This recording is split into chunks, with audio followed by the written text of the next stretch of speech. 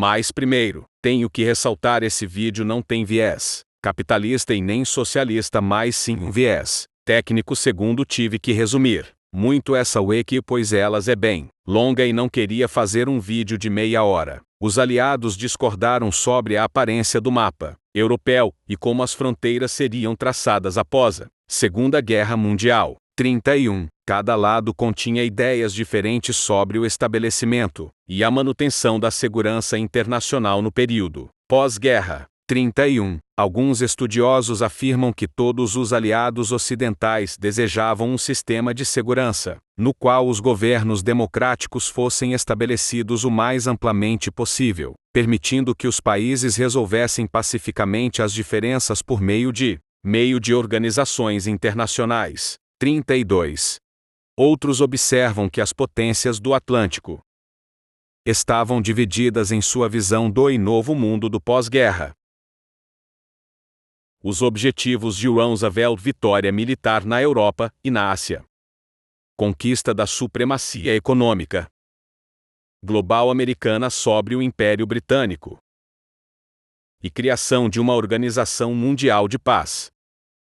Eram mais globais do que os de Churchill, que se concentravam principalmente em garantir o controle do Mediterrâneo, garantindo a sobrevivência do Império Britânico e a independência dos países da Europa Central e Oriental como um amortecedor entre os soviéticos e o Reino Unido. A União Soviética procurou dominar os assuntos internos dos países em suas regiões fronteiriças. 31-34. Durante a guerra, Stalin criou centros de treinamento especiais para comunistas de diferentes países, para que eles pudessem estabelecer forças policiais secretas leais a Moscou assim que o Exército Vermelho assumisse o controle. Agentes soviéticos assumiram o controle da mídia, especialmente o rádio. Eles rapidamente perseguiram e depois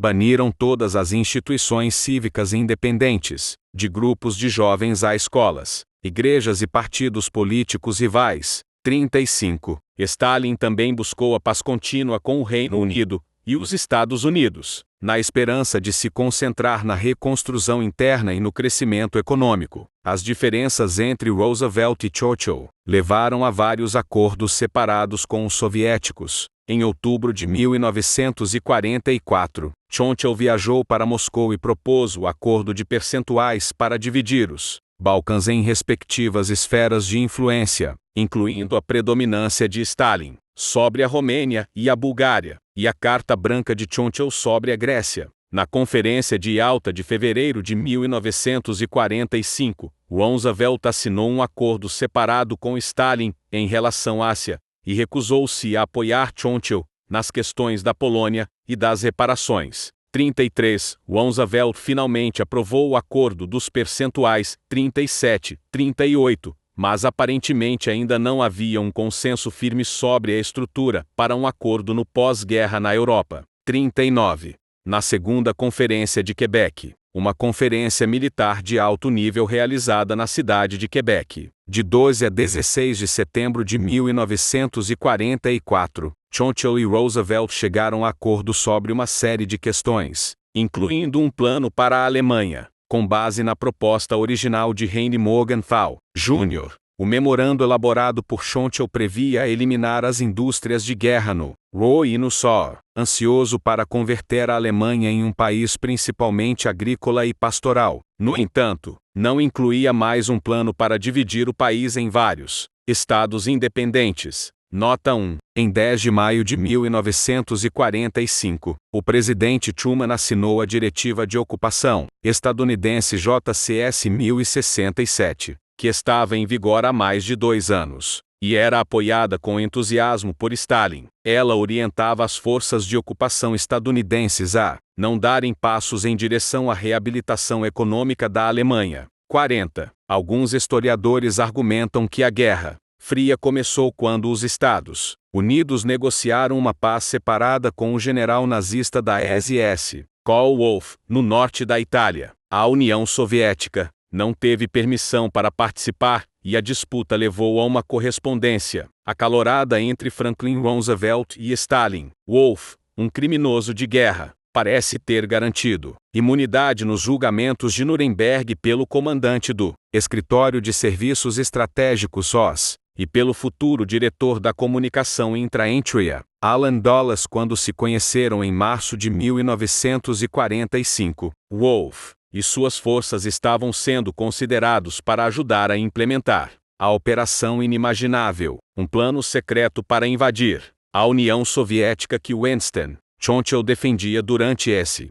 período, 41, 42, 43. Durante os estágios iniciais da Segunda Guerra Mundial, a União Soviética lançou as bases para o Bloco Oriental, invadindo e anexando vários países como repúblicas socialistas soviéticas, por acordo com a Alemanha no Pacto Molotov-Ribbentrop. Isso incluía o leste da Polônia, incorporado no RSS da Bielorrússia e na RSS da Ucrânia. 49, Letônia, que se tornou a RSS da Letônia. 50-51, Estônia, que se tornou a RSS da Estônia. 50-51, Lituânia, que se tornou a RSS da Lituânia. 50-51, parte do leste da Finlândia, que se tornou a RSS Carelo-Finlandesa, e o leste da Romênia, que se tornou a RSS da Moldávia. 52, os territórios da Europa Central e Oriental libertados da Alemanha nazista e ocupados pelas forças armadas soviéticas, foram adicionados ao Bloco Oriental e convertidos em